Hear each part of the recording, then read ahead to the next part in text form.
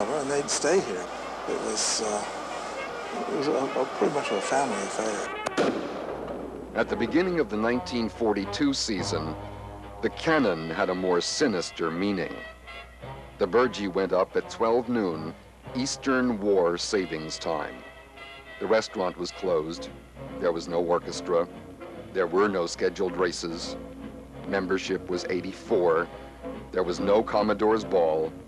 Almost every family had someone in the draft or doing other war work. It was a time that was a serious time and a very worrisome time in families, and yet everybody seemed to pull together, and it was a very satisfying time.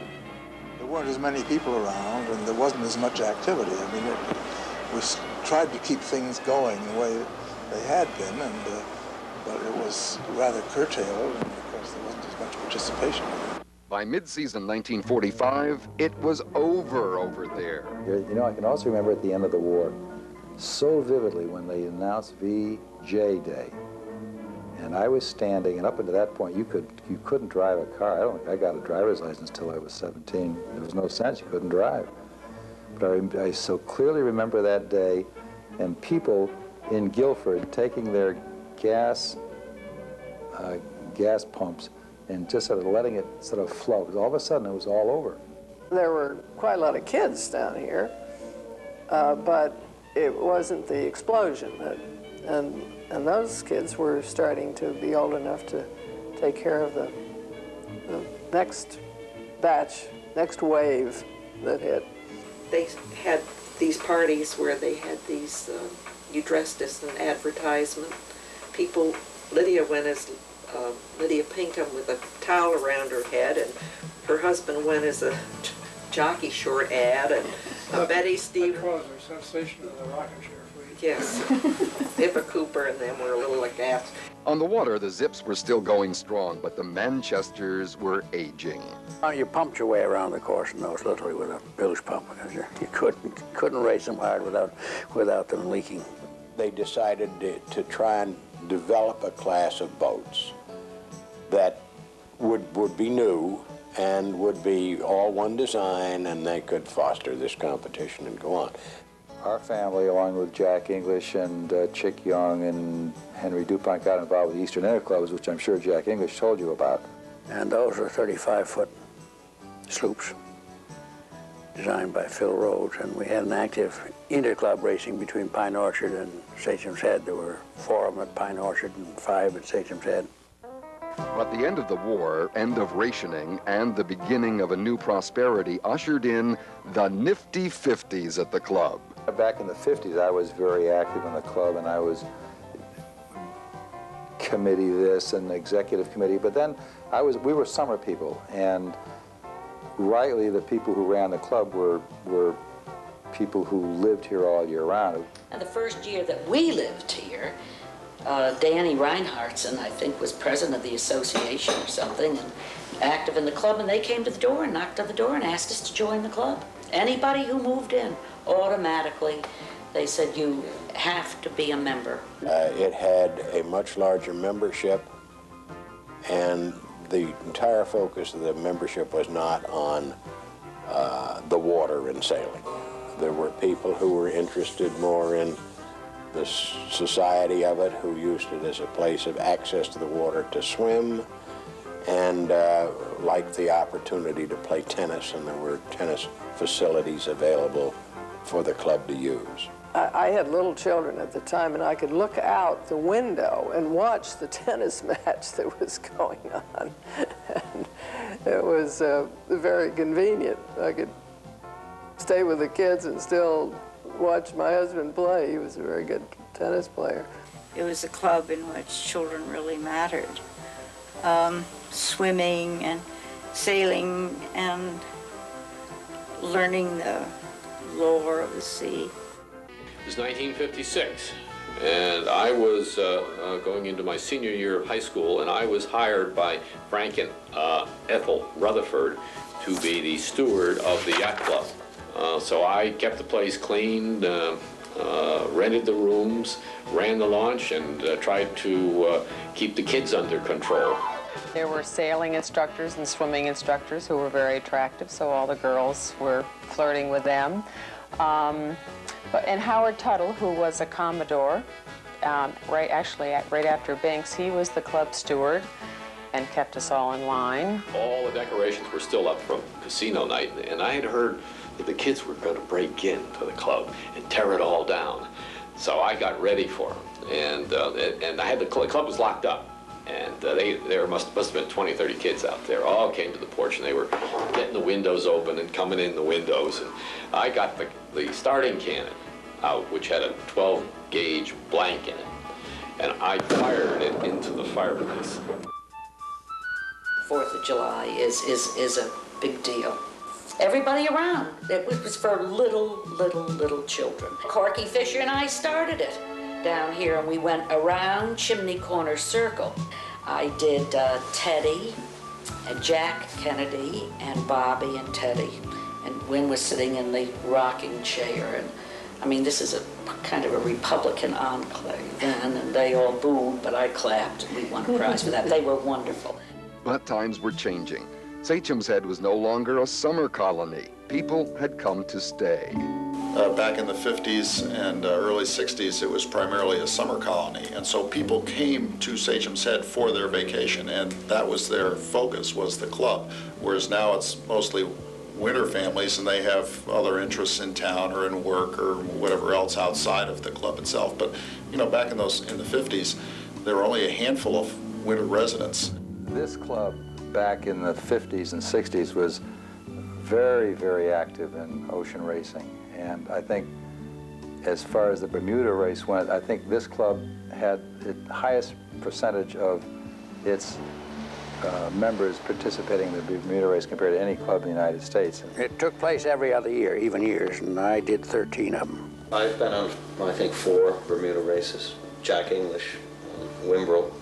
And in those days, there were a lot of boats from Sachem's Head went racing, and I would say up until the last few years, Sachem's Head was always very well represented in ocean racing. I say one thing, they were a hell of an experience, you know, because you never knew what they were going to be like. Sometimes they'd be duck soup, but one time took, I think, 7 days to get to Bermuda. One year, when you could have gone down in a canoe, we had 9 besides myself.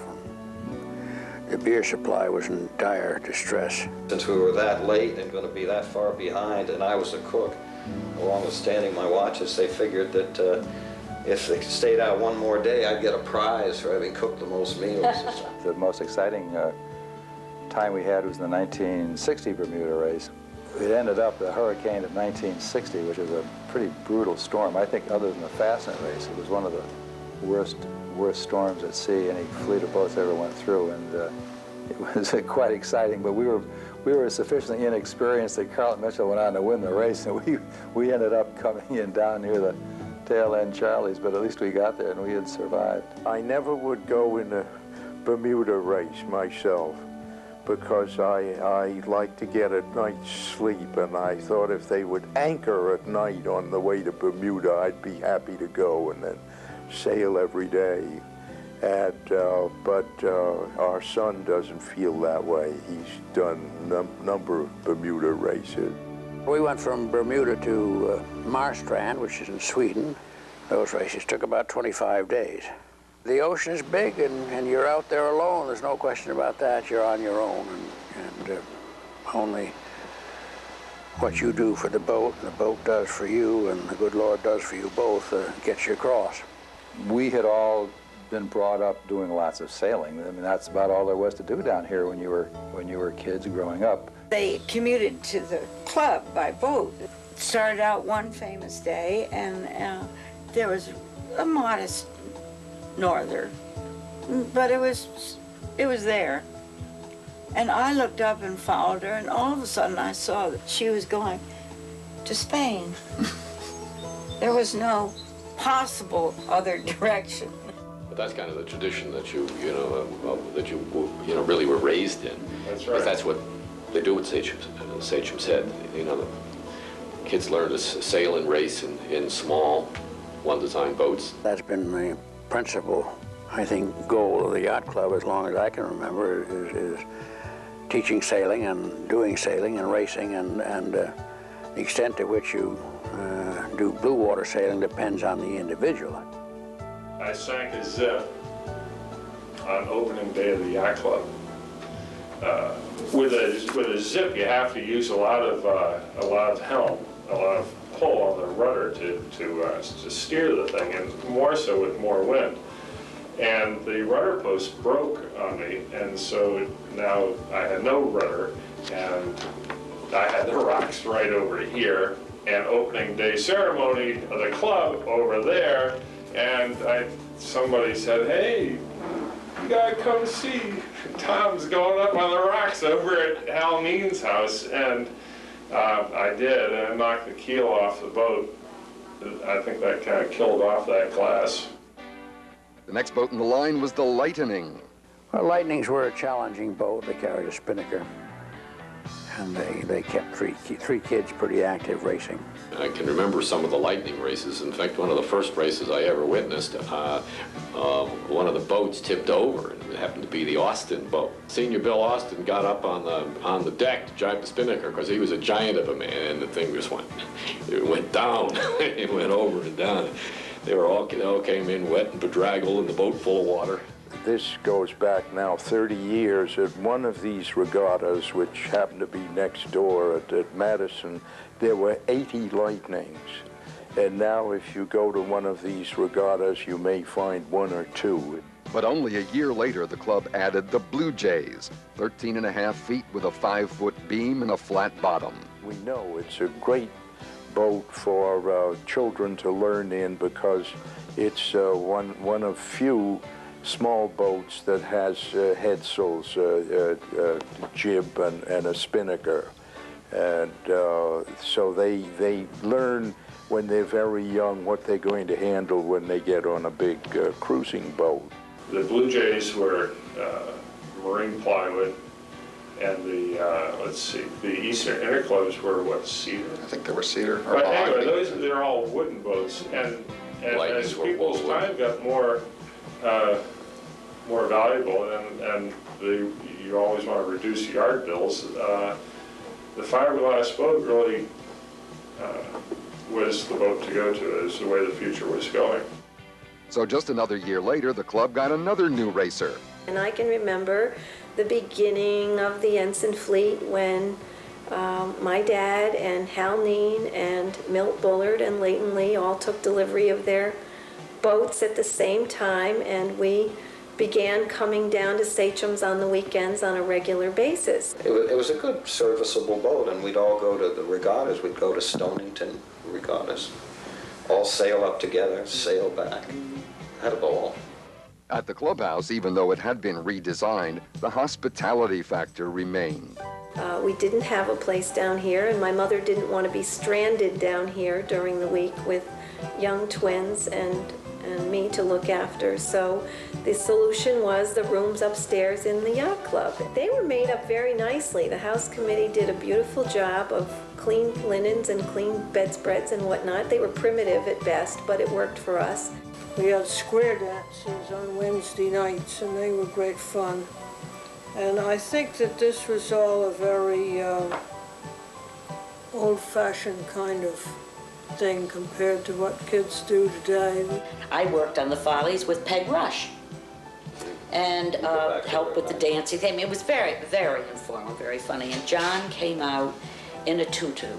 The place just fell apart. They started up a class of frostbite racing in prams, and they would sail in the harbor in the fall and then in the spring. And this was before the days of wetsuits and dry suits and any kind of gear. And so if you went in, it was real trouble. And there was always a crash boat, and they would have 20 adults or so out there. It was just for adults, and in these little tiny boats.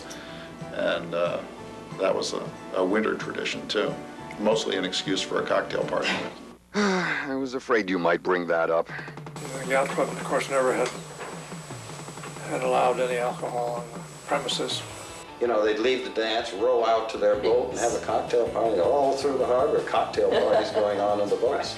And then remember when we had the meeting about it, when Tony Cooper got up and wanted to have a bar down there? We got sick and tired of going to these dances with no liquor, and of course we're just out of the college or the service.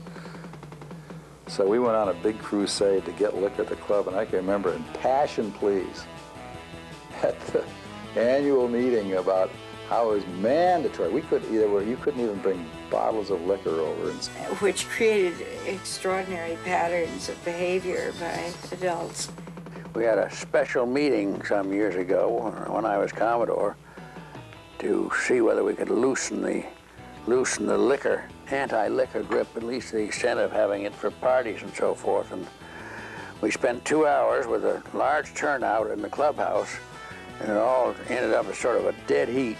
And then every time the orchestra stopped or took a break from the dance, the adults would go like on a fire drill out down Prospect Avenue, quick as pie, to get a gulp and then come back. It was really an amazing thing. Commodore George Milliken finally changed all that in 1968. It's sort of ironic that there's no chaplain and I'm giving a prayer, because I'm best known as the person who undid the 70-year ban on liquor at the club.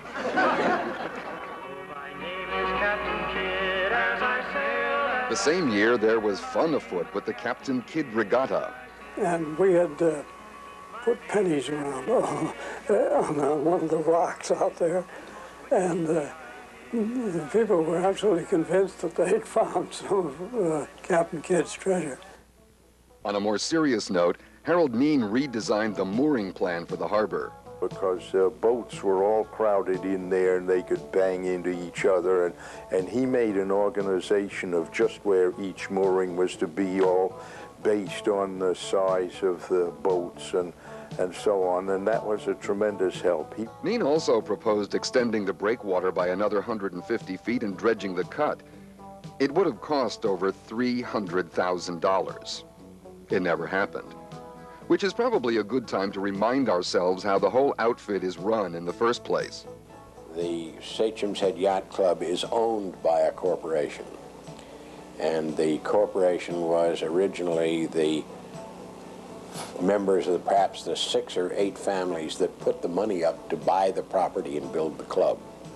And as a result, the corporate ownership has remained. It also does provide a check on what the yacht club does. They wouldn't like to hear this, but if they got drunken and disorderly, we just wouldn't renew the lease.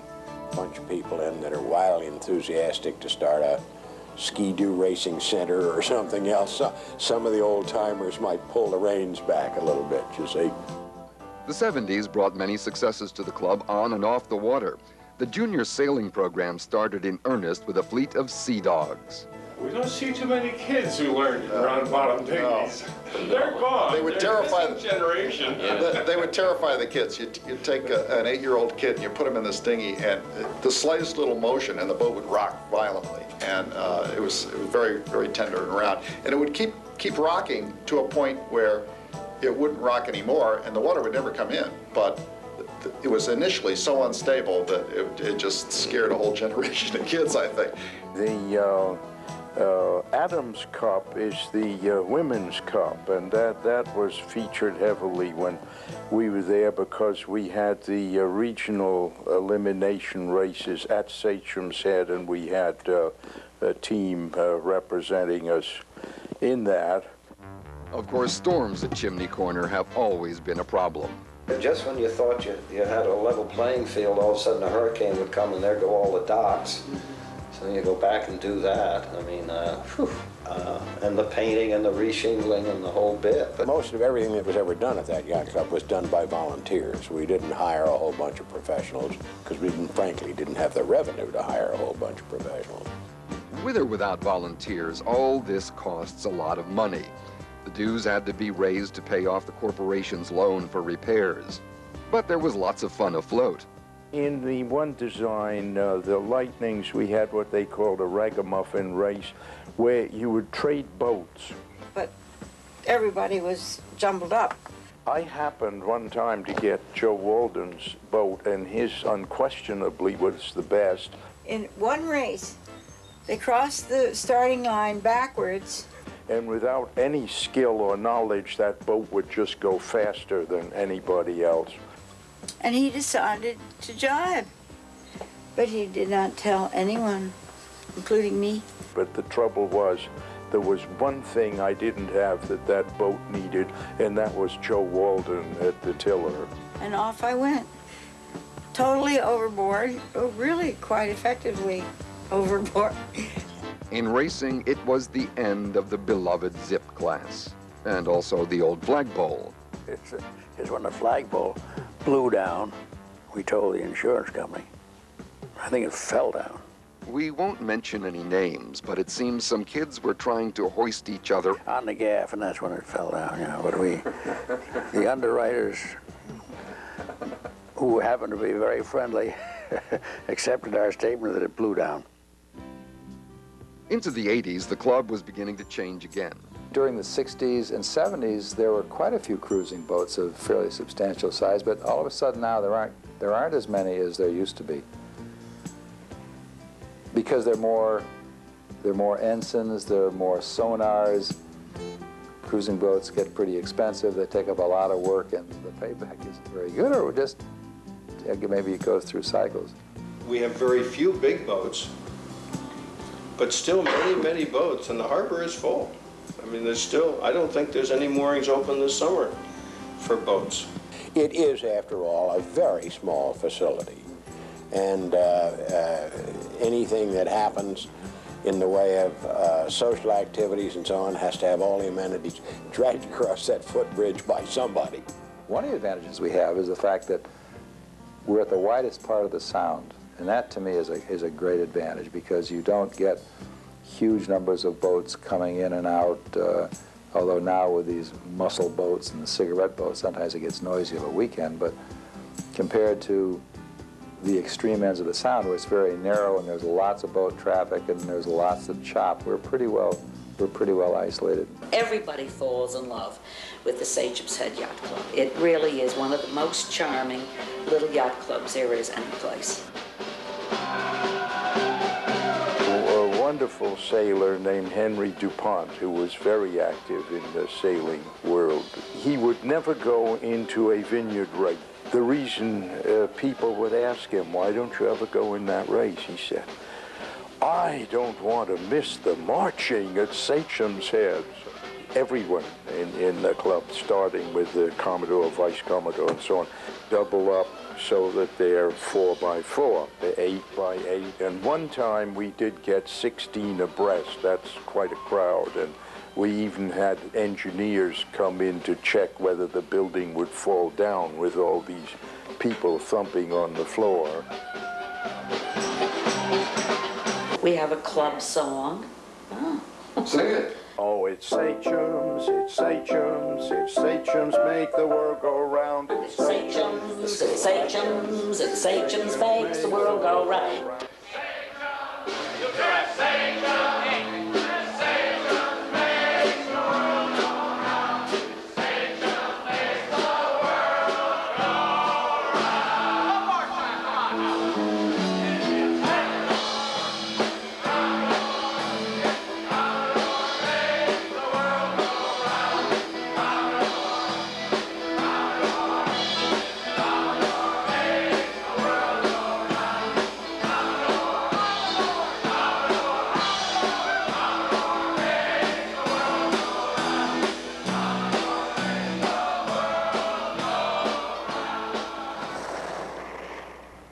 It's actually nice.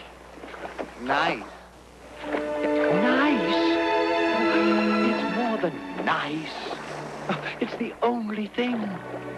You believe me, my young friend, there is nothing, absolutely nothing half so worth doing as simply messing around in boats. 100 years after the four guys sat on the Great Rock, and thought it might be a good idea to get organized. The Sachem's Head Yacht Club remains a place for boating fun, good sport, and friendly competition. The wind in the sails of all the yachts today carry the ghosts of everything from little working catboats to Sachem's Head One Design knockabouts to feisty Manchesters to peppy Zips and all their larger cousins. It'll be a great sailing station and a great place where young kids can learn to sail and pick up the tradition of sailing. And fortunately, so many of them come back that the tradition of the club is perpetuated. The laughter of the kids in a sailfish tomorrow are an echo of their parents and grandparents and great-grandparents as they learned the ropes, the sheets, the wind, and the waves in this most civilized of sport.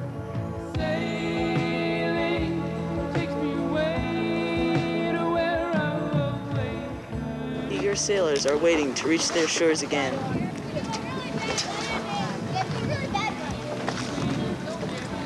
As they approach the dock, we notice that they're letting their sails go way out. Is that a good move or no? No, it's not, considering they're going downwind. Bye-bye, try again another day. The walls of the clubhouse remember the voices of banquets, balls, musicales, and weddings. All caught up in the reverie. Every word is a symphony. Won't you believe me? Junior boat, of course, are the optimists, which they have in great number, and there are thousands of them across the country, and they have international optimist regattas. Synchronized sailing we got here.